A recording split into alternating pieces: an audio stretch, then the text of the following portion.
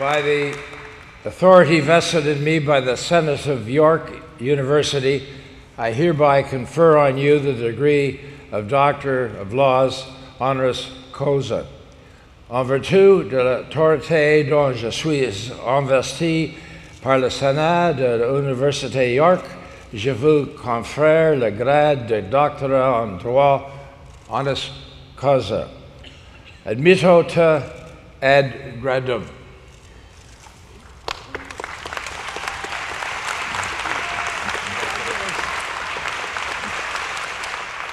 Thank you, Chancellor McMurtry, President Chakri, members of the faculty and staff, members of the graduating class, and ladies and gentlemen.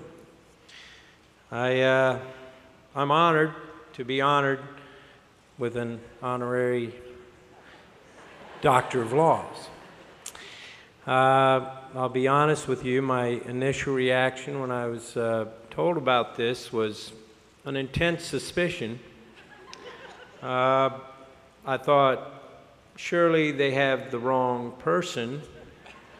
Maybe they're thinking about Woody Allen, who, you know, people frequently call me Woody Allen, although I don't think they ever call him Woody Harrelson. But, and then I thought, you know, my experience of higher education was precisely that. I swore I wouldn't make these lowbrow jokes to such an esteemed convocation, but now that I've done it, when I did realize it was me and that I was nominated by the Faculty of Environmental Studies, I have to say I'm deeply grateful. This faculty is one of the best in the world.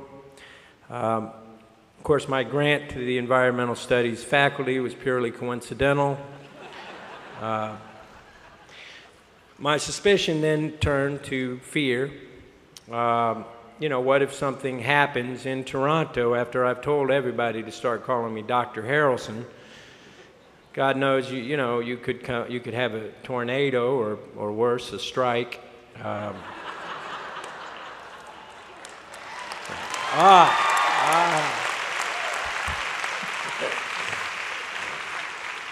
was only funny to some people, but then, of course, I had to deal with, once, you know, I realized this was all legitimate, and I had to deal with my fear of public speaking. You know, Seinfeld made the statement that the #1 fear that people experience is public speaking. #2 is death. So at a funeral, it's better to be the person in the casket than the person delivering the eulogy. So then I had a thought that, you know, I might be, for example, on a plane and some stewardess comes up to me and says, Dr. Harrelson, and I'm like, yes. She says, follow me, and I can follow her, and she's going quickly to the back of the plane, and then there's some guy lying on the floor. He's breathing heavy. He's having a seizure, and then I look up, and everybody's looking at me like, what are you going to do? And that's when I break into song. I'm an honorary doctor. Not the kind who knows CPR. I mean, what is it? CPR? Oh.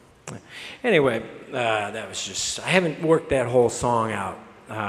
Now I'm wishing I had. But then I started to get reminders from Tracy, the lady I work with, pretty consistent reminders. You have 4 months until you give this speech. You have 3 months. You have 2 months. And then it's down to 2 weeks.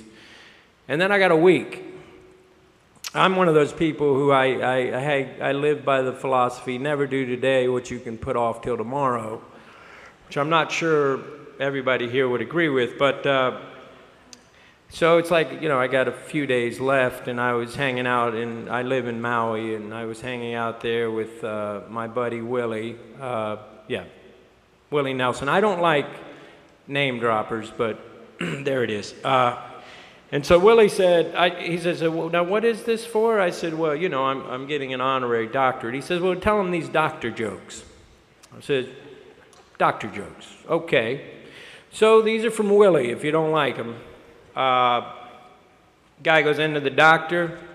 Doctor says, sir, I'm sorry to tell you this, but you're going to die. And he says, I'm going to die? Doc, I'm going to die. Is there anything I can do? I mean, anything at all, I'll do it. What could I do? He says, well, you could take 2 or 3 mud baths a day. And he goes, will that help? He says, well, it'll help you get used to the dirt.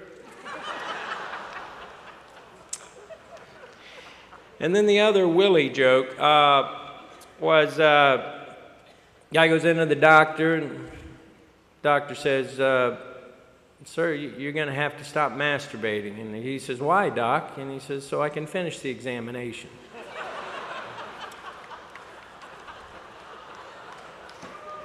Those are Willie jokes. So I'll tell him you applauded. All right.